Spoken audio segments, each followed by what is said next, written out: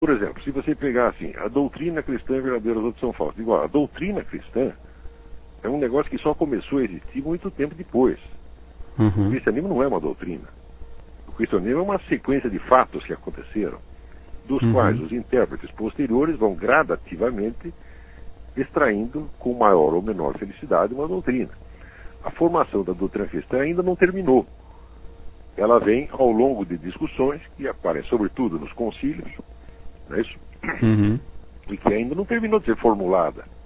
Então, você não pode dizer que existia uma doutrina cristã originária. Não havia doutrina nenhuma. Você tinha ali a pessoa real do Cristo presente, atuando.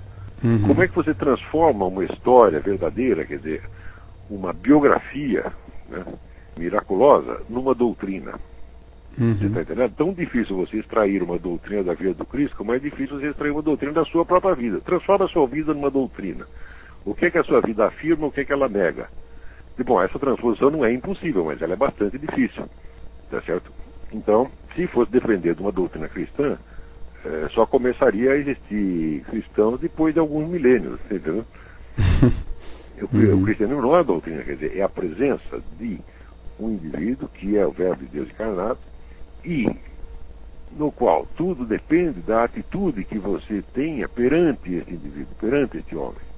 Ou seja, quando se diz a fé, né, o sujeito que interpreta a fé no sentido de crença é um idiota completo, tá certo? A pessoa como Kant, por exemplo, jamais entendeu o que é cristianismo. Aliás, a maior parte das pessoas que discutem isso, sobretudo jornalista, professor universitário, devia tudo voltar para ali na infância, porque crer ou não crer numa doutrina subentende que a doutrina exista. Sim.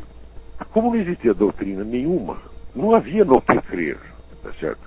Então, quando se fala de fé, é a confiança que as pessoas tinham no indivíduo. Exato. Tá certo? Quer dizer, não é uma atitude doutrinal de crer ou não crer numa doutrina, aceitar, acreditar ou não acreditar. Não, é confiar ou não confiar. Quer dizer, a fé como crença já é um sentido muito degradado e posterior da palavra.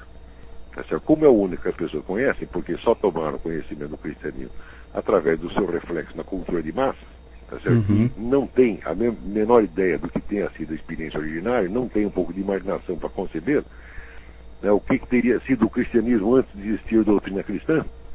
Então, eles pegam o seu próprio erro de ótica, a sua própria ilusão de ótica e colocam a fé como crença e imaginam até que existem várias doutrinas e que existem várias fés, conforme o sujeito acredite na doutrina cristã, acredite na doutrina islâmica, etc.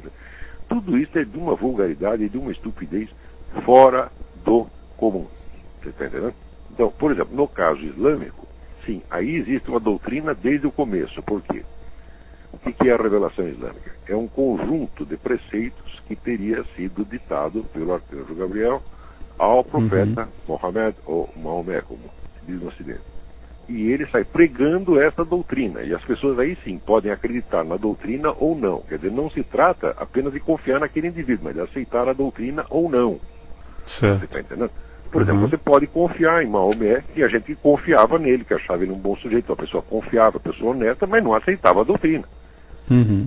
Agora, no cristianismo, não. Quando, né, o sujeito doente diz para o Cristo: você pode me curar, é isso? Eu não posso me curar, a medicina não pode me curar, mas você pode. Ele está manifestando a sua confiança no poder de Cristo, não a crença numa doutrina. Ele pode ignorar a doutrina totalmente, tá entendendo? Então, à medida que os séculos passam, em que se forma, então, toda a estrutura do clero, e se expande, se consolida institucionalmente, aos poucos vão tirando daí uma doutrina. Mas não se pode dizer que quando Jesus falava de Deus como sendo Pai e nós filhos, não seria isso a semente de uma doutrina, que a pessoa poderia até confiar nele, mas não aceitar isso? Não, peraí, se o indivíduo acredita, confia em que aquele indivíduo é quem ele diz que é, tá certo? Você já é cristão automaticamente. Não depende de você aceitar uma doutrina. Uma coisa é você dizer, olha, existe o Filho de Deus, que não sei o quê, isso é uma doutrina. Outra coisa é ele chegar na sua frente e dizer, eu sou Filho de Deus e eu posso curar. Você está entendendo? No primeiro caso, você está aceitando uma doutrina. No segundo, você está confiando numa pessoa. Se você confiou nessa pessoa, você é cristão. Se você aceitou a doutrina, mas não confia na pessoa, você não é cristão. Ainda que você pense que é. Isso quer dizer que você pode ser muito bom cristão conhecendo a doutrina muito imperfeitamente.